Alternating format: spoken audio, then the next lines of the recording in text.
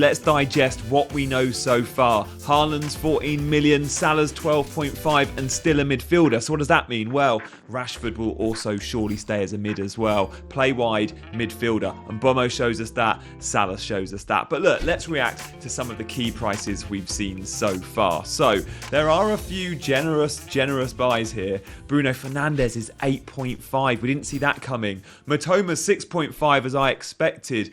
Haaland's gone up, but there's some budget forwards in there we like. Let's run through them. I think we'll play a little game of, look, players we think may be in our teams, players that we think will be in our teams, and players that won't be in our teams from the price reveals we've had so far. So look, let's start with the forwards.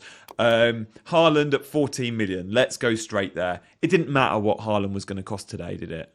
It didn't matter. We were all going to buy Haaland. If Haaland was 15 million, he'd still be in most of our teams. At 14 million, I don't think much changes. I was hoping for 13.5. I didn't think FPL would go quite so far as for 14. But let me tell you something. 14 million makes for a better game. Sometimes FPL can be a little bit too easy. And I say that with regards to budget. You could use last season as an example.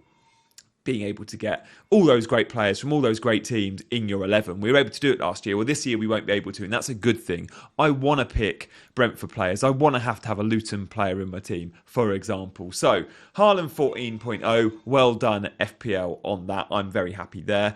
Some of the other forwards. Nkunku, 7.5. Watkins, 8 million. Will we go there? I'm not so sure. I think we're going to see a setup of Haaland plus 2 budget forwards in our squads. And I think most of us will play a front 2, not a front 3. But let's see. And Nkunku could be on pens at 7.5. Maybe he becomes attractive. I was hoping he'd be a midfielder, but he's a forward. And Watkins at 8 million. We need to see him on one of those hot streaks. Then we buy. I don't think we'll be starting the season with Watkins. But look, a couple of budget forwards came in. Sheffield United's main man and Luton's main man. Do we like and Morris? I think I prefer Morris because of the fixtures.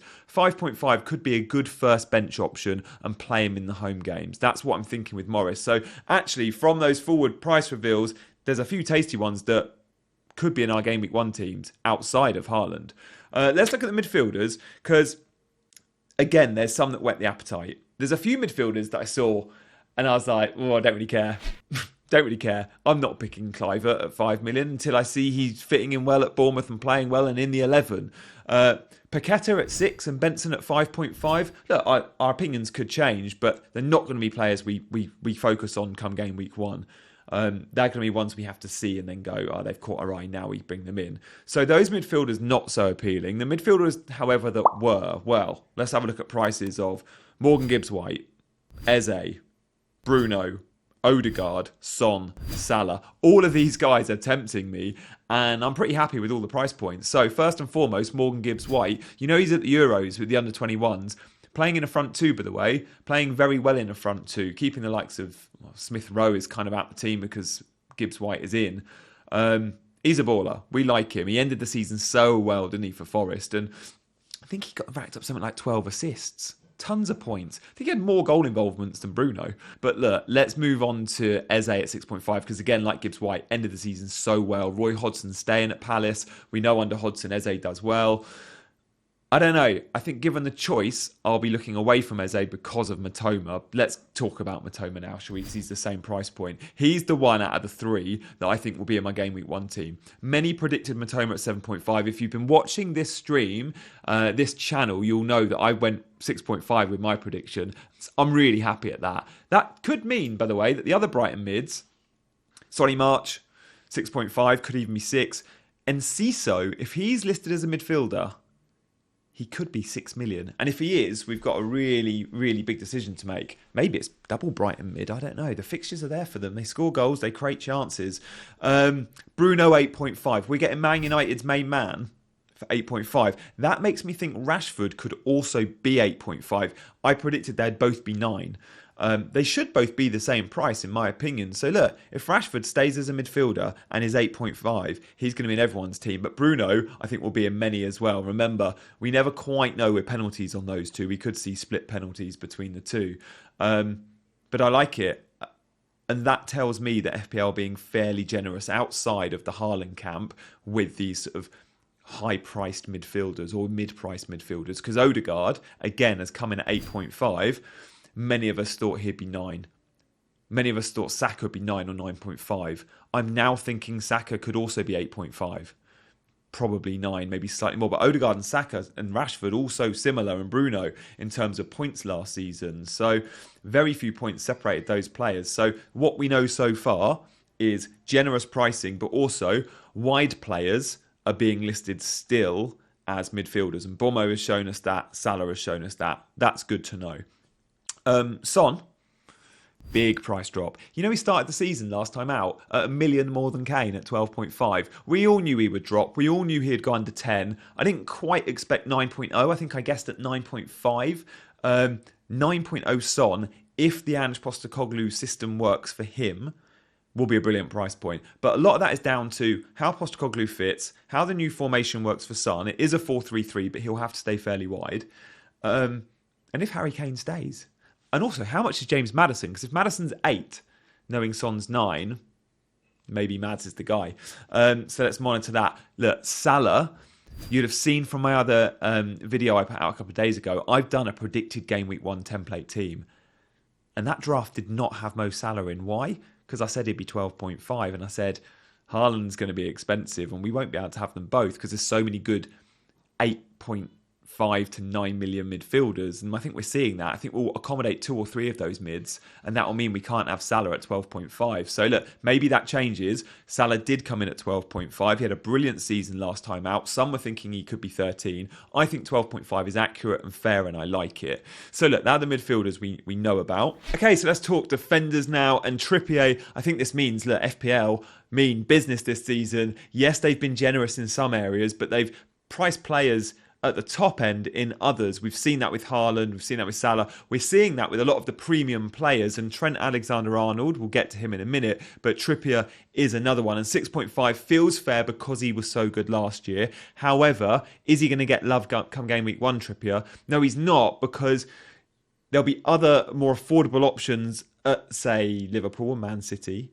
and Man United and Arsenal, the Chelsea fullbacks, and Trips at 6.5, knowing Newcastle's fixtures aren't good, I think he'll be overlooked, and I think that's probably fair and fine. But then the big question, I guess, in defence is with Trent Alexander-Arnold, because 8 million, wow, I didn't see this coming, and I love it. They've made it difficult for us, and I like that. Sometimes FPL can be a little bit too easy, and this isn't easy at all, because we've got a real question mark here. Like, yeah, sure, Trent steps into midfield, but let's not pretend he's going to play number 8 like he did for England recently. Like, this is a guy that's still playing right back off the ball, and he's playing in midfield on the ball. It's the same as Man City with John Stones. This is an inverted fullback. It's the classic case. We saw it with Cancelo. We've seen Pep do it a lot. Now Klopp wants to do it with Trent. He's still a right back. He's just in midfield positions quite often, and yeah, he's more of an attacking threat. Is he worth 8 million? Probably yes. Is he worth 8 million when Robbo is 6.5? I still think probably yes, but it's a huge question mark. Now, with Trent stepping into midfield, does that restrict Robbo? We've probably not seen a big enough sample size to say absolutely yes or no. You would assume he steps into midfield, it restricts Robbo getting forward, and that sort of becomes a back 3, right? I don't think we've seen enough of that. At times last year, I thought, yeah, I was seeing that. And then at other times, I was like, no, Robbo's still getting forward loads on the left-hand side. It's more a midfielder dropping in. You know, Henderson will occupy a fullback spot if he needs to. So I think we need to see how Liverpool set up, the sort of shape, the sort of tactics we see from Klopp in the first few weeks. But at the moment, I'm going to say Trent is always worth more than Robbo. And historically, it's been 0.5 or 1.0. Well, this is 1.5, so it is a big question mark. I still think a lot of us will move towards Trent because I just think he's been so impressive of late, and we'll see that extra attacking goal threat. The assist threat's always been there. The goal threat, not necessarily. I think we will get some long ranges from Trent, and he finds himself in more central positions closer to goal when he's inverted. So, yeah, I think we like that, but really smart play from FPL. I like what they've done there, and they've given us a real headache. But look, let's also talk about some of the budget options at the back, because, drum roll please, yeah, think we've got ourselves a 4.0 starting defender. And every year we want it. We've had John Lundstrom. Last time out we had Patterson and Nico Williams. Well, this time round we have got, we hope, a starting defender at Luton, because Bell played, I think, 38 games in the league last season at left back. Now, this is a guy that's pretty reliable. Now, Luton could replace him. I don't know too much about their transfer policy. So far, they've been pretty modest in the market. Bell, you would hope so, is going to be a starter. And at 4.0, he could be our fifth defender. We might get other 4.0 options, but at the moment, I expect Bell to be in loads of teams. And we have had price releases from all the newly promoted teams. And so far, a lot of the defenders from Sheffield United and Burnley and Luton have been 4.5.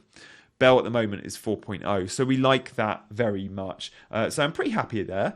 We've also had price reveals, as I mentioned, from the likes of Liverpool and Fulham, and only 4 players so far. But look, Fulham's interesting because Mitrovic has gone up massively in price, 7.5 million. We've seen Watkins 8.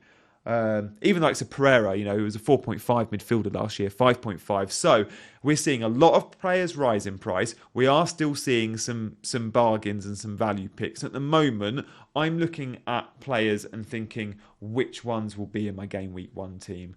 And it's hard to absolutely commit. But my game week 1 squad so far, I'm looking at Bell, 4.0 defender. I'm looking at Mbomo, 6.5 midfielder. I'm looking at obviously Haaland and Matoma, 6.5 midfielder. Probably Trent even at 8.0. There are 5 or 6 names you look at and think, yeah, there's a very good chance now being a game week 1 squad. You can probably say similar to Bruno, 8.5. That's outstanding value. But how does that work for the Man United formation in a 4-3-3, knowing Mount has joined, playing with 2 number 8s? Is Bruno a little bit more restricted with Mount's addition and playing in a midfield 3? Maybe, but we have to see it. So what we know so far is really good news. It's going to be a hell of a season. I'm going to be doing so many videos reacting to this, but also I'll have my first draft video out on Wednesday as well, which I'm super hyped to show you guys. So look, do stay tuned. If you're not already liking and subscribing to the channel, do drop a comment, because I'm reading all of them and getting back to all of you guys on there as well. But for now, take care, go well, and look forward to hopefully being able to set up your team. I really hope we can on Wednesday. See you later, guys.